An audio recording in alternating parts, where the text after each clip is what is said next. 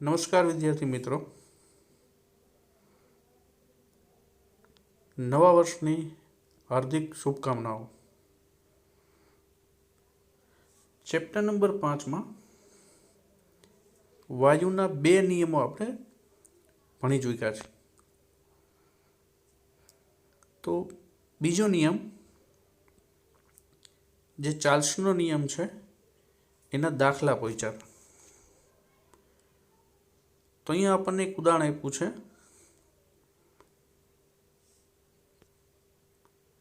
Pacific મહાસાગરમાં તરતું જહાજ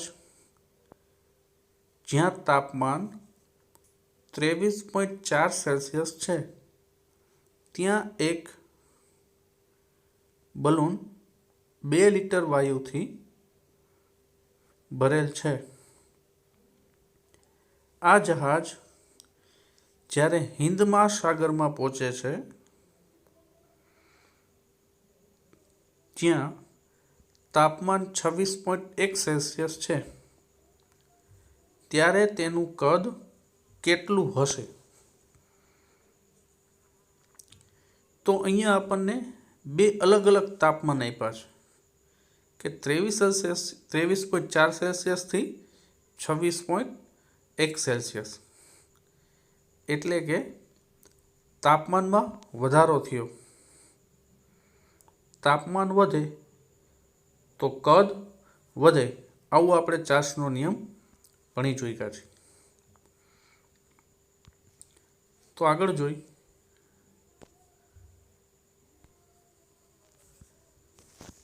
પ્રારંભિક તાપમાન 23.4 સેલ્સિયસ છે વત્તા 273, એટલે કેલ્વિનમાં ફેરવવો પડશે। તો 296.4 કેલ્વિન થયું, એટલે આપણું પ્રારંભિક ટેમ્પરેચર હતું। ત્યારે બલૂનમાં કદ કેટલું હતું? તો 2 લિટર કદ આપેલું છે આપણને। તો કદ V1 બરાબર 2 લિટર। તો અંતિમ કદ કેટલું થશે એટલે કે VT શોધવાનું છે। તાપમાનનો ફેરફાર આપણે આપેલો છે 26.1 વત્તા 273 ઇઝ ઇક્વલ ટુ 299.1 કેલ્વિન। હવે ચાર્લ્સનો નિયમ વાપરીએ। ચાર્લ્સનો નિયમ તમે જાણો છો, V1 ના છેદમાં T1 બરાબર V2 ના છેદમાં T2। તો આ સૂત્ર મૂકશું।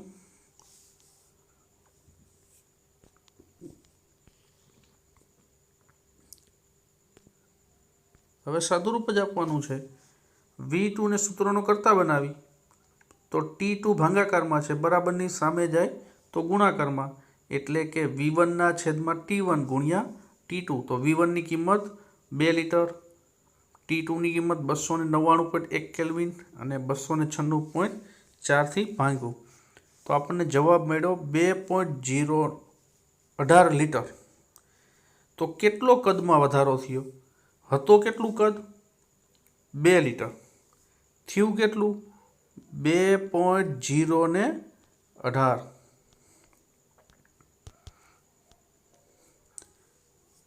માઇનસ 2, તો કેટલું વધ્યું? 0.018, આટલો કદ વધ્યું।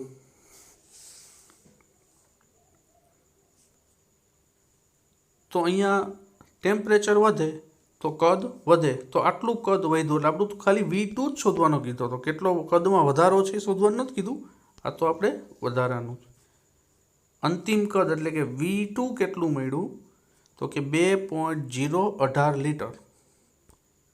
હવે આગળનું ઉદાહરણ જોઈ। એક ઉદાહરણ છે કે એક વિદ્યાર્થી ગોળ તળિયાવાળા ચંબુમાં 27°C તાપમાને પ્રક્રિયા મિશ્રણ ઉમેરવાનું ભૂલી ગયો। એટલે કે એક વિદ્યાર્થી એક રાસાયણિક પ્રક્રિયા કરતો હતો, ગોળ તળિયાવાળું ચંબુ આવે એ ચંબુમાં, ત્યારે વાતાવરણ ટેમ્પરેચર 27 સેલ્સિયસ હતું। તો ત્યારે એને જે ઉમેરવું હતું એ ઉમેરતા ભૂલી ગયો, પરંતુ તેને જે ફ્લાસ્ક છે એ જ્યોત પર મૂક્યો એટલે ગરમ કરવા મૂક્યો. થોડા સમય બાદ તેને તેની ભૂલનું જ્ઞાન થયું અને તેને તે ફ્લાસ્કનું તાપમાન માપ્યું તો 477 સેલ્સિયસ જણાયું. તો હવાનો કેટલો ભાગ એટલે કે કેટલો અંશ તેમાંથી બહાર નીકળી ગયો હશે? તો બરાબર રકમને સમજો. શું થયું છે? એક વિદ્યાર્થી પ્રક્રિયા કરવા બેઠો તો પ્રક્રિયા મિશ્રણમાં જે મિશ્રણ નાખવાનું હતું એ નાખતા ભૂલી ગયો. તે પહેલાં એને ગરમ કરવા મૂકી દીધું. ગરમ કરવા મૂક્યું ત્યારે શરૂઆતનું એનું ટેમ્પરેચર 47 સેલ્સિયસ હતું, એટલે કે વાતાવરણ ટેમ્પરેચર. તો વાતાવરણનું દબાણ છે 1 બાર ધારી રહી, એટલે કે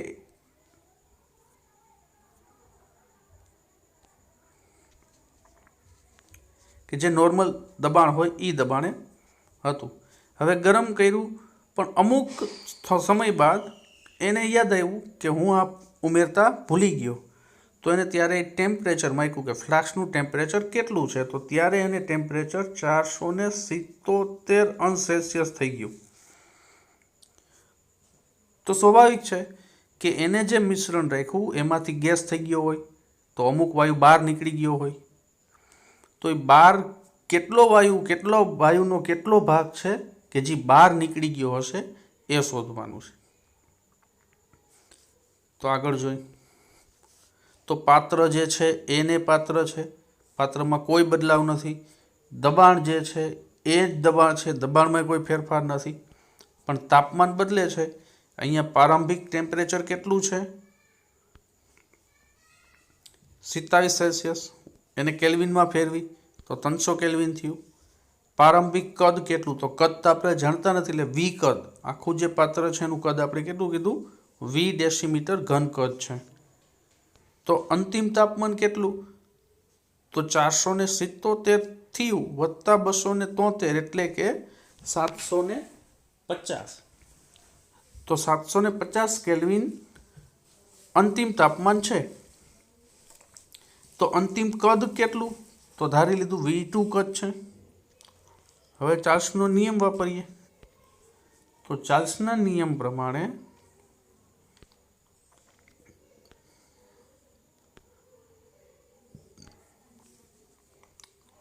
V1 ના છેદમાં T1 બરાબર V2 ના છેદમાં T2. તો V2 ને સૂત્રનો કરતા બનાવી તો T1 ઉપર જશે તો V1 ગુણ્યા T2 છેદમાં T1. તો V1 કેટલું આપણે કીધું? V ગુણ્યા T2 ટેમ્પરેચર કેટલું? 750 કેલ્વિન છેદમાં T1 કેટલું? તો કે 300 કેલ્વિન. તો સાદુરૂપ આપશો એટલે આપણે કેટલો જવાબ મળે? 2.5 V. રેડી? તો 2.5 V V2 મળ્યું આપણને. V1 કેટલું છે? V1 આપણે હમણાં જ લખ્યું.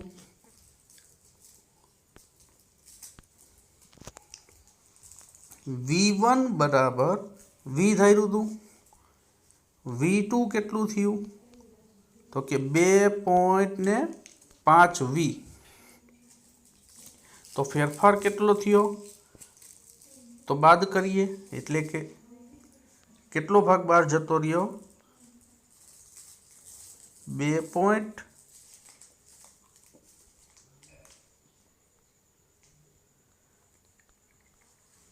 2.5 V માઇનસ 1 V. તો કેટલા મળ્યા? 1.5 V જે છે કદ એટલું બહાર જતો રહ્યું. આપણે તો એનો ભાગ જોઈ છે. રેડી? તો 1 બહાર નીકળી ગયેલ વાયુ. તો V2 માઇનસ V1 એટલે કે 2.5 V માઇનસ V એટલે 1.5 ખાલી V એટલે આગળ બનતો હોય એટલે 1.5 V છે એ બહાર નીકળી ગયો. પણ આપણે શું જોઈએ છે? એનો ભાગ જોઈ છે તો આટલો 1.5 બહાર નીકળી ગયું હતું કેટલું 2.5 આનું સાદુરૂપ આપો એટલે કેટલા મળે 0.6 1.5 ગુણ્યા હું 2 કરું તો આના બરાબર 3 અને આના ગુણ્યા 2 કરું તો છેદમાં 5 3ના છેદમાં 5 ભાગ એટલે કે 0.6 ભાગ છે એ પાત્રમાંથી બહાર નીકળી ગયો હશે। તો આવા જ બીજા ઉદાહરણ છે એ જાતે ગણવા। અહીંયા મેં 2 દાખલા ઉદાહરણ રૂપે મૂક્યા છે। 127 સેલ્સિયસ તાપમાને 3 લિટર કદનો વાયુ છે। આ વાયુનું કદ છે એ અડધું કયા તાપમાને થશે? તો ચાર્લ્સનો નિયમ વાપરજો। V1 ના છેદમાં T1 is equal to V2 ના છેદમાં T2। હવે બીજું ઉદાહરણ, ચોક્કસ જથ્થાના એક વાયુનું 17 અંશ સેલ્સિયસ તાપમાને 400 ml કદ છે। આ વાયુનું કદ કયા તાપમાને બમણું અને કયા તાપમાને અડધું થશે? તો આના 2 દાખલા થશે, એક બમણું ક્યારે અને એક અડધું ક્યારે। તો નેક્સ્ટ આપણો ટોપિક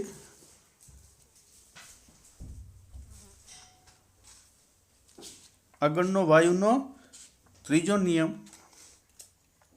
આવતીકાલના લેક્ચરમાં જોશું।